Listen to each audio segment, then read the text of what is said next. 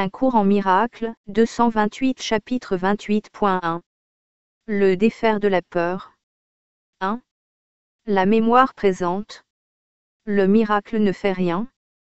Tout ce qu'il fait, c'est défaire. Ainsi il annule ce qui interfère avec ce qui a été fait. Il n'ajoute pas, mais simplement enlève. Et ce qu'il enlève a disparu depuis longtemps, mais est gardé en mémoire et paraît avoir des effets immédiats. Ce monde est terminé depuis longtemps. Les pensées qui l'ont fait ne sont plus dans l'esprit qui les a pensées et les a aimées un court moment.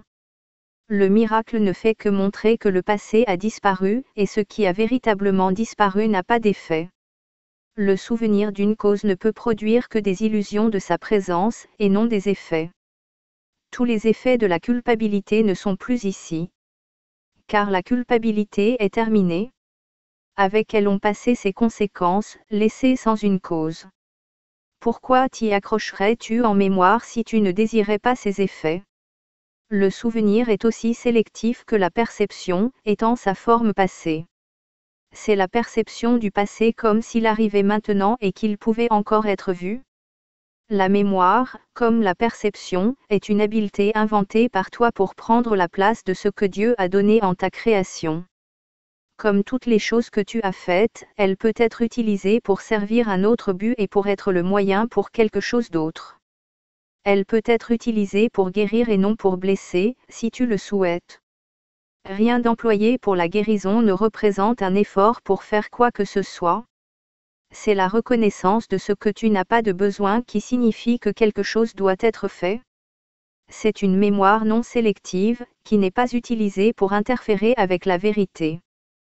Toutes choses que le Saint-Esprit peut employer pour la guérison lui ont été données, sans le contenu ni les buts pour lesquels elles ont été faites. Ce ne sont que des habiletés sans application. Elles attendent leur usage. Elles ne sont pas dédiées et n'ont pas de but. Le Saint-Esprit peut certes faire usage de la mémoire, car Dieu lui-même est là.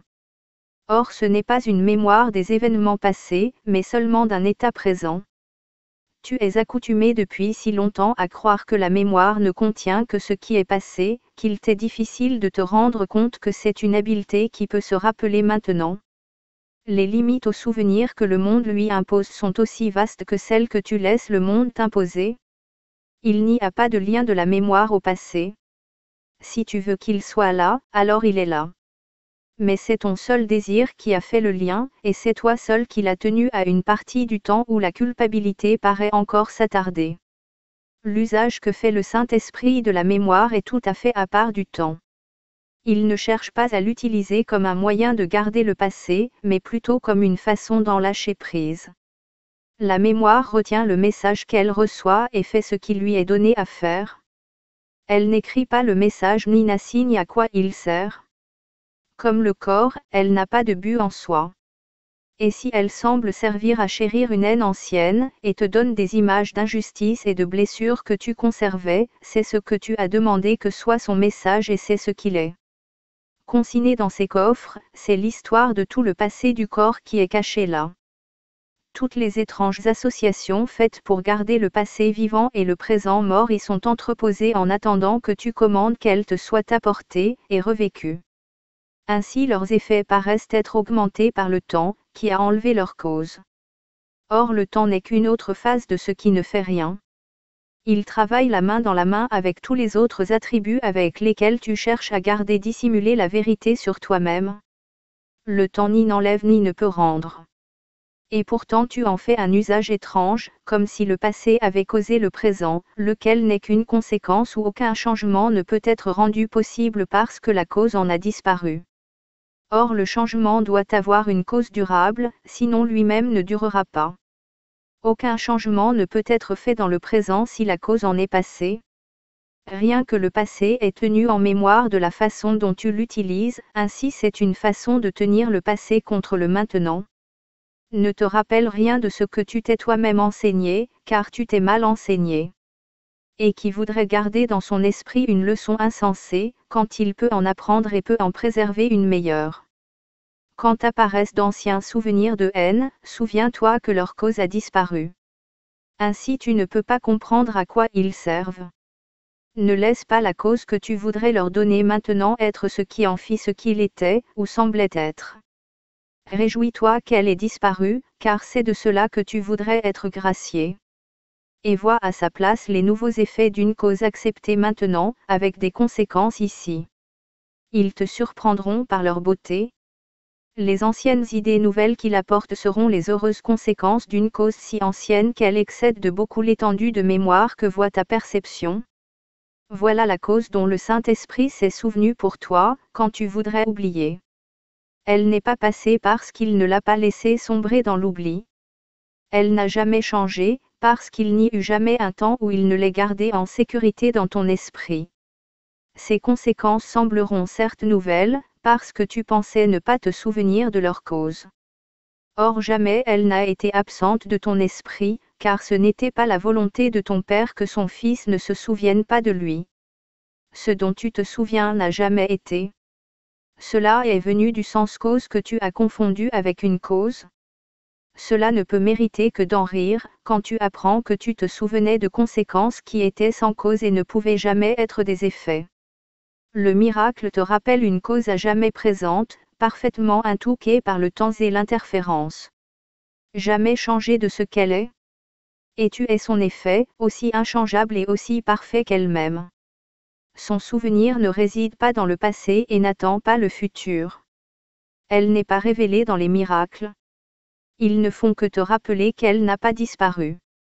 Quand tu lui pardonnes tes péchés, elle n'est plus niée. Toi qui as cherché à porter un jugement sur ton propre Créateur, tu ne peux pas comprendre que ce n'est pas lui qui a porté un jugement sur son Fils.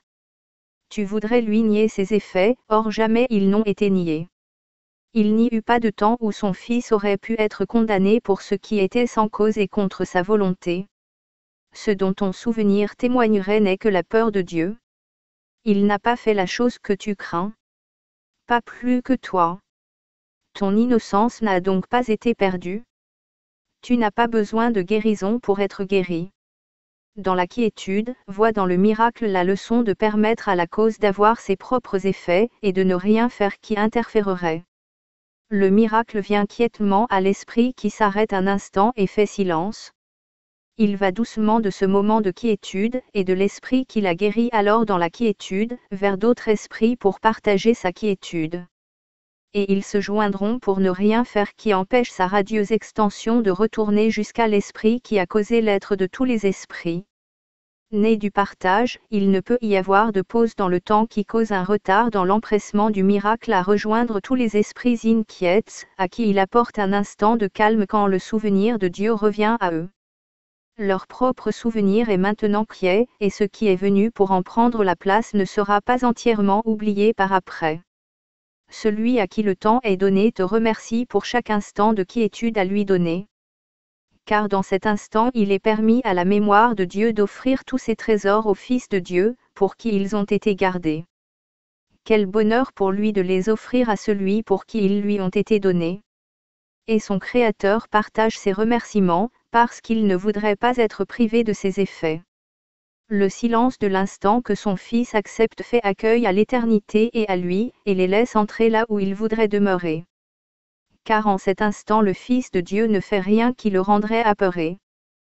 Comme la mémoire de Dieu surgit instantanément dans l'esprit qui n'a aucune peur pour garder la mémoire éloignée. Son propre souvenir a disparu. Il n'y a pas de passé pour garder son image effrayante sur le chemin du joyeux réveil à la paix présente. Les trompettes de l'éternité résonnent partout dans le calme, et pourtant ne le troublent pas. Et ce dont il se souvient maintenant, ce n'est pas la peur mais plutôt la cause que la peur était censée rendre oubliée et défaite. Le calme parle en douce onde d'amour que le Fils de Dieu se rappelle avoir entendu avant que son propre souvenir ne s'interpose entre le présent et le passé, pour les exclure. Maintenant le Fils de Dieu est enfin conscient de la cause présente et de ses bénins effets. Maintenant il comprend que ce qu'il a fait est sans cause, n'ayant pas du tout d'effet. Il n'a rien fait. Et en voyant cela il comprend qu'il n'a jamais eu besoin de rien faire et n'a jamais rien fait.